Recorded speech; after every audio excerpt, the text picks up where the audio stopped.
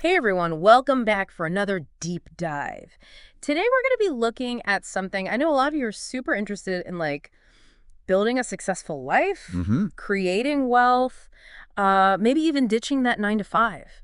And you guys sent in a ton of really interesting YouTube videos. Looks like we've got a mix of motivational advice, people sharing their own personal experiences, Right. and even some critiques of like the whole system. I'm really excited to dig into all this with you. It is really fascinating to see how all these different kind of perspectives, they all come back to these fundamental questions, like what does it actually mean to be successful?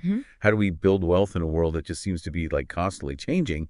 Right. And ultimately, how do we find work that's actually fulfilling and meaningful? Totally. And I think, a lot of us are wrestling with these questions these days. Yeah. So let's jump right in. One of the videos that you sent was from Alex.com, and it's all about these 15 skills they believe are absolutely crucial for getting rich. They cover a lot of ground, but a few of these skills really stood out to me. I'm curious. Which ones? Well, first they talk about emotional intelligence being even more important than IQ.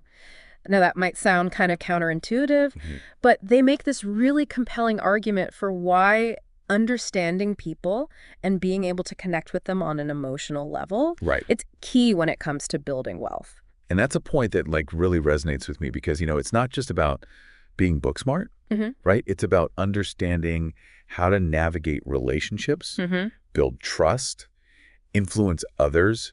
I mean, think about it, whether you're negotiating a deal, leading a team, or even just trying to convince someone to invest in an idea you have. Yeah. Emotional intelligence plays a huge role in all of that. Absolutely. And this kind of ties into another skill they highlight, which is the importance of playing the long game. They argue that it takes a solid 7 to 10 years to truly transform your life, which is a pretty stark contrast to all the get-rich-quick schemes we see everywhere. It's like this, it challenges that instant gratification mentality that's so prevalent today. It totally does. And honestly, it's actually a refreshing perspective. Alux.com is really emphasizing that power of consistency and discipline over time. Right. It's about setting those long-term goals and putting in the work day after day, understanding that real lasting success, it doesn't just happen overnight. Totally. Then there's this idea of selling as persuasion. Okay. I thought that was really interesting because they kind of reframe selling as the art of convincing others of an exchange's merits. And that's a skill that goes way beyond just business. It totally does. It's about communicating, effectively understanding your audience and presenting your ideas in a way that really resonates with them. So whether you're pitching a project at work, trying to get your kids to eat their vegetables, or even just sharing your thoughts in a conversation. Right. Those persuasion skills, they come into play everywhere. It's like they're saying that everyone is a salesperson in a way. In a way. Yeah. We're all constantly trying to persuade others to see things from our perspective or to take a certain action. Totally. And the more effectively we can do that, the more successful we're likely to be in really all areas of life. What I find fascinating is how Alex.com connects these individual skills to larger societal structures. For example, they argue that our traditional education system, it often prioritizes memorization over real-world problem solving. Right. Which, doesn't necessarily equip people with the skills they actually need to thrive in today's world. Yeah, that's a really thought-provoking point. Yeah. Makes you wonder if we're setting people up for success or just setting them up to follow a predetermined path that might not even be relevant anymore. Right. And speaking of questioning that status quo, let's shift gears a bit and talk about another video that you shared. This one's from Andre Geek, and he really dives deep into the Great Resignation trend. Yeah. Have you been following that at all? Oh, absolutely. It's everywhere these days. It seems like everyone's reevaluating their relationship with work. Right. It's a huge cultural shift. And Geek's video offers some really interesting insights into what's driving this mass exodus from traditional jobs. Yeah. I'm really curious to hear his take on it. Well, what I appreciate about his approach is that he doesn't just focus on the anecdotal stuff. He actually digs into some hard data and historical trends. Oh, that's great. That always helps to give you a broader context. Exactly. It helps us understand why so many people are feeling so dissatisfied with that 9-to-5 grind. Right. Makes sense. So where does he start? Well, he actually traces the roots of this discontent all the way back to the Fair Labor Standards Act of 1940. Wow. That's going way back. Yeah. Now, this law, it was groundbreaking at the time. Okay. Establishing things like the minimum wage and the 40-hour work week. Right.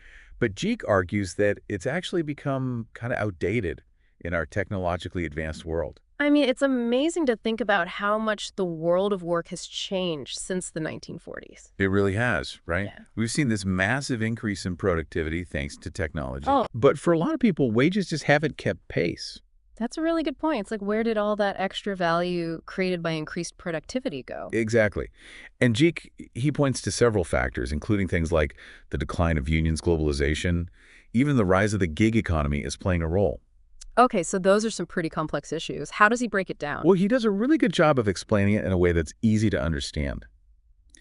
For example, he talks about how the decline of union membership has weakened workers' collective bargaining power, Mm-hmm.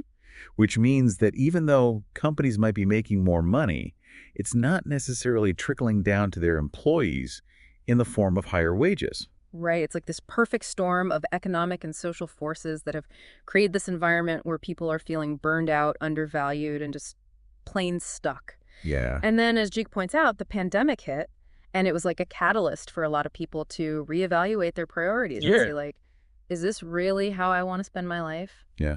And it's not even just about the money, although that's certainly a big part of it. Right. A lot of people are seeking more purpose and meaning in their work. They want a better work-life balance and a sense of autonomy. Yeah. And Jeek talks about how that traditional 9-to-5 model, it can feel really limiting for people who are looking for those things. Yeah. You know, it often doesn't allow for much flexibility or creativity, and it can be really hard to feel like you're making a difference when you're just a cog in a giant machine. It's like you're just going through the motions. Exactly. But okay, so we've got this data-driven analysis from Jeek, but then you also included this really powerful letter from Charles Bukowski in the mix. Oh, yeah, Bukowski. And it's almost like the opposite end of the spectrum. Mhm. You know, going from statistics and trends to this like raw, visceral emotion.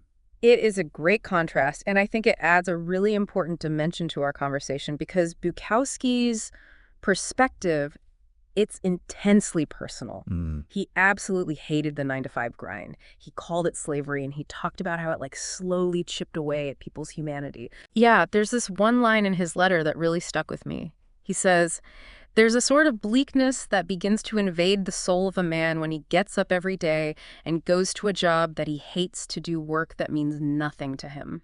Oh, man, that's powerful. It is. And Bukowski's writing is so raw and unfiltered. It really captures that despair and disillusionment that a lot of people feel when they're trapped in work that just doesn't align with their values or aspirations. I mean, he was literally willing to starve as a writer rather than continue working at the post office. It's a pretty extreme example, Yeah, but it speaks to how deeply some people feel about this issue. absolutely. And while not everyone has that level of disdain for their job, I think Bukowski's words resonate with anyone who's ever felt that sense of being stuck, of sacrificing their passions and dreams for a paycheck.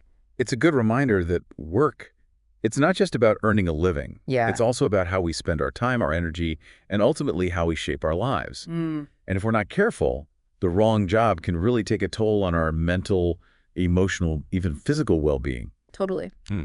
Okay, so we've got Jeek's data-driven analysis of the Great Resignation. Right. We've got Bukowski's passionate critique of the 9-to-5 grind. Now let's throw another perspective into the mix with Andrew Tate. Okay.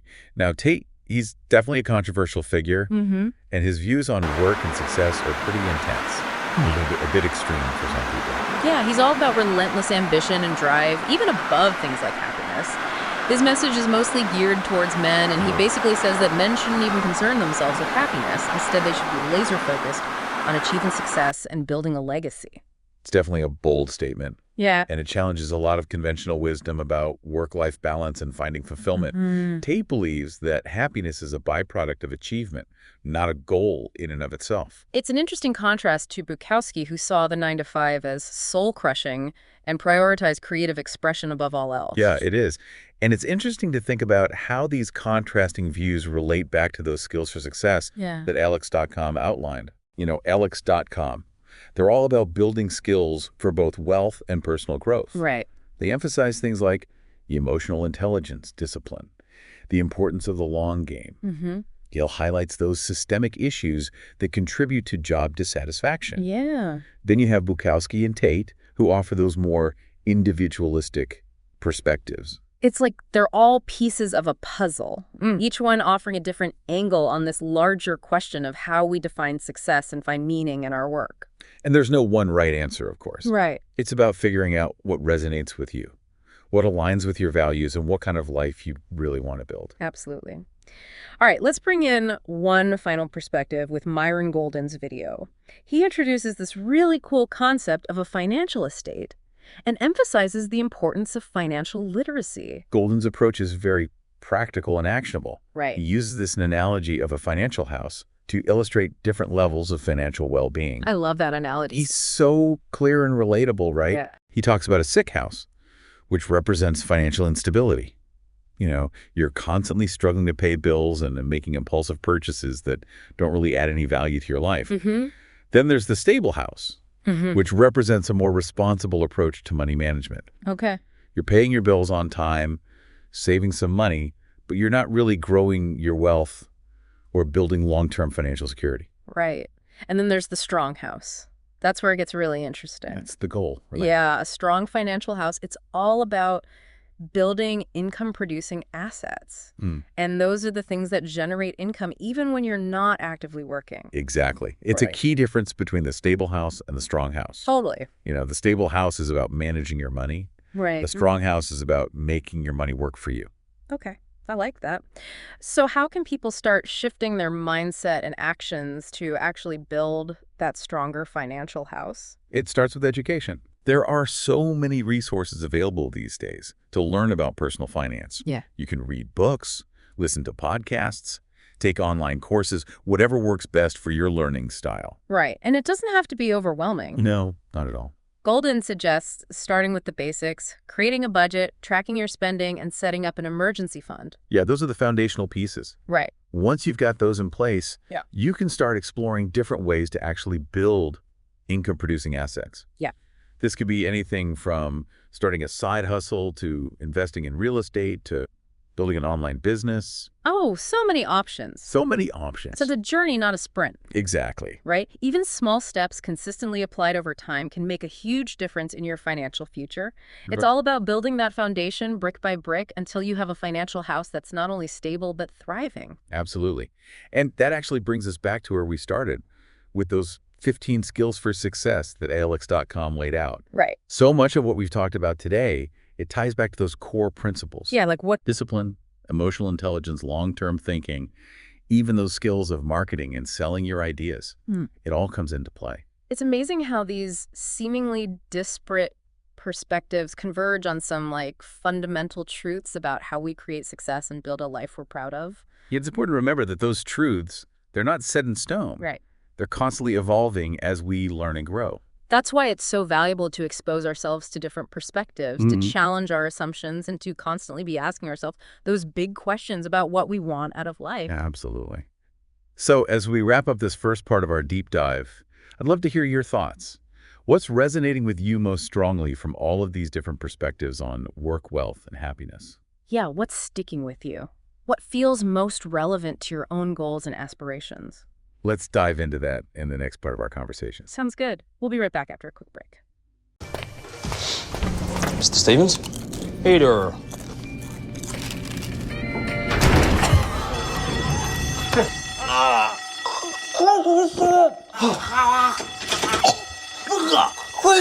Venga, It doesn't. Look, there's nothing long enough.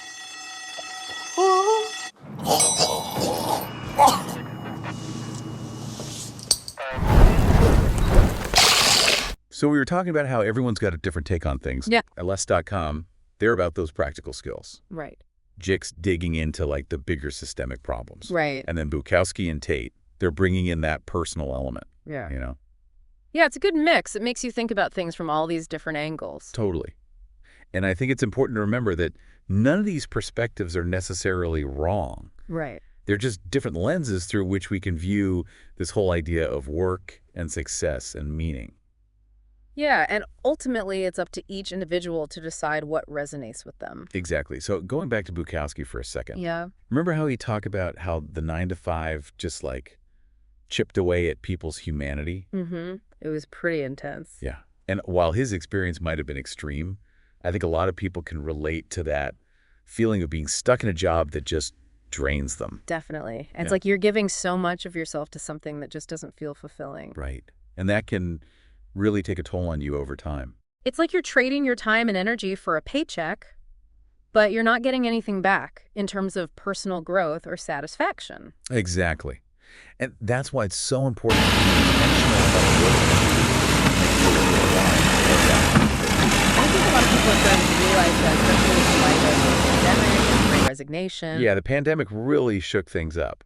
It Yeah. forced people to reevaluate their priorities. Totally. It was like this wake-up call for a lot of people. They were suddenly faced with their own mortality, and they started asking themselves those big questions about how they wanted to spend their time. Right. And a lot of them realized that they didn't want to go back to the same old grind. Yeah, they wanted more flexibility, more purpose, more control over their lives. And that's where those skills that Alex.com talked about come into play. Oh, so? Well, think about it.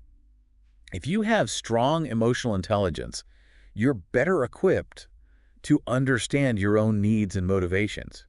You can communicate effectively, build relationships, and navigate difficult situations. If you're disciplined and you're willing to play the long game, you can set goals, create a plan, and work towards them consistently. Right. It's not about instant gratification. It's about building something sustainable. Exactly. And if you have those persuasion skills, you can sell your ideas, negotiate better deals, and create opportunities for yourself. So it's like those skills empower you to take control of your career and create a life that's more aligned with your vision. Totally. And that brings us to Myron Golden and his concept of the financial estate. Okay, I'm really intrigued by this idea. Can you break it down for me? Sure. So Golden, he talks about how most people are focused on their job as their primary source of income. Right, the 9 to 5. Exactly. But he argues that we should be thinking bigger. Yeah. We should be building a financial estate that generates income even when we're not actively working. Okay, so it's like having multiple streams of income. Yeah. And it's about building assets that appreciate in value over time. So things like real estate investments, businesses. Exactly. And Golden, he uses this analogy of a house to illustrate his point. Right, the sick house, the stable house, and the strong house. Yeah. So the sick house, that's like someone who's living paycheck to paycheck. They're constantly struggling to make ends meet, and they're not really building any wealth. Then you have the stable house. That's someone who's managing their money responsibly. They're paying their bills, saving some money, but they're not really growing their wealth significantly. Okay. And then you have the strong house. That's someone who's building a financial estate. They have multiple streams of income. They're investing wisely, and their wealth is growing over time. So the strong house is all about creating financial freedom and security. Exactly. And it's not just about having a lot of money. It's about having the freedom to do what you want when you want without having to worry about money. That's a powerful idea, and it goes back to that theme of taking control of your life and creating the future you want. Absolutely. And Golden emphasizes that building a strong financial house starts with financial literacy. Right. Understanding the basics of money management, investing, and building wealth. Exactly. It's about shifting your mindset from being a consumer to being a creator. And from being reactive to being proactive. Totally. It's about taking ownership of your financial future. So what are some practical steps people can take to start building that strong financial house? Well, first, it starts with education. Okay. There are so many resources available these days, books, podcasts, online courses. You can learn about budgeting, saving, investing, building a business, whatever you're interested in. And it doesn't have to be overwhelming. No, not at all. Yeah. Start small, pick one area to focus on, and just start learning. What about like specific actions? Well, Golden suggests creating a budget, tracking your spending, and setting up an emergency fund is like the first steps. Those are good foundational steps. Yeah.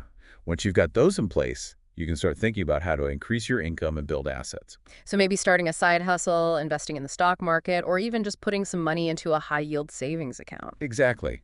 And remember, it's a journey, not a sprint. Don't get discouraged if you don't see results overnight. Right. Consistency is key. Totally. It's like building a house. Yeah. You lay one brick at a time, and eventually you have this amazing structure. I love that analogy. It's a good one, right? Yeah, it really highlights the importance of patience, persistence, and having a long-term vision. Absolutely. And speaking of long-term vision, let's bring in one final perspective that you shared, the letter from Charles Bukowski. Oh, yeah, Yeah, Laura. Bukowski. He had a very different take on work than Golden. He did Bukowski. He was all about rejecting the traditional 9 to 5 grind and pursuing your passions, even if it meant sacrificing financial security. And for him, that passion was writing. Exactly. He was willing to starve as a writer rather than work a job he hated. It's a pretty extreme example, but it speaks to the importance of finding work that aligns with your values and gives you a sense of purpose. Totally. And it's a reminder that success doesn't have to look the same for everyone. Right. There's no one-size-fits-all definition of success. Exactly. It's about defining success for yourself and creating a life that feels authentic and meaningful to you. And maybe that means building a traditional career. Maybe it means starting your own business, or maybe it means pursuing a creative passion like Bukowski did. Exactly. The important thing is to find what works for you and to create a life that you're excited to wake up to every day. So as we wrap up this part of our deep dive, what are some of the key takeaways that are sticking with you? Well, I think the biggest takeaway for me is that there's no one right way to approach work, wealth, and happiness. Right. It's about finding what works for you, and that might look different for everyone. Exactly. And it's about being intentional about making choices that align with your values, your goals, and your vision for the future. And it's about taking action, even if it's just small steps to start building the life you want. Totally. And never underestimate the power of learning growth and constantly challenging yourself to become the best version of you. Okay, so now that we've explored all these different perspectives, what's one concrete action that you, our listener, can take today to move closer to the life you envision? It can be something small, but it should be something that aligns with the insights that have resonated with you most from our conversation today. Take a moment, reflect on what you've learned, and choose one action that you can commit to. And remember, even small actions consistently applied over time can lead to big results. So take that first step today and start creating the future you want. It's been a really thought-provoking conversation, hasn't it? I mean, we've covered a lot of ground. We have, from practical skills to those bigger societal trends, and even those like really personal reflections on how we find fulfillment, in a world that doesn't always make it easy. Right. And I think the key takeaway here is that there's no like one-size-fits-all answer. Totally. It's about finding what works for you, what resonates with your own values and aspirations. Exactly. So maybe it's a specific skill that Alex.com mentioned that you want to work on, or maybe it's a deeper understanding of like the job market and those forces that Jake talked about. Right. Or maybe it's just the courage to define your own version of success, even if it looks different from what society expects. I love that. Remember Bukowski? He was willing to literally starve rather than work a job that crushed his soul. It's a powerful example. It shows how important it is to align your work with your values, even if it means taking risks. Totally. And then on the more practical side, we have Golden's advice about building that strong financial house. Right. It's a reminder that we have more control over our financial futures than we might think. Yeah. It starts with knowledge and then action. Even small steps can make a big difference over time. Absolutely. So as we wrap up this deep dive, I want to challenge you to think about one concrete action you can take today. Something small that aligns with the insights that resonated with you the most. Take a moment, reflect on what we've discussed, and choose one action that you're going to commit to. Don't underestimate the power of those small, consistent actions. Remember what Alex.com said about the long game. Real transformation happens over time. It's about taking those small steps day after day and building momentum towards the life you want. It's about believing in yourself and your ability to create a future that's filled with purpose, meaning, and abundance. This whole deep dive has been about empowering you to take control of your journey, to question the status quo, challenge assumptions, and create a path that feels authentic and fulfilling. It's about remembering that you have the power to define what success looks like for you, to build wealth on your own terms, and to find work that brings you joy. Thank you so much for joining us on this deep dive. We hope it sparked some new ideas and inspired you to take action. Keep exploring, keep questioning, and keep striving for the life you want. You've got this. Absolutely. We'll see you next time.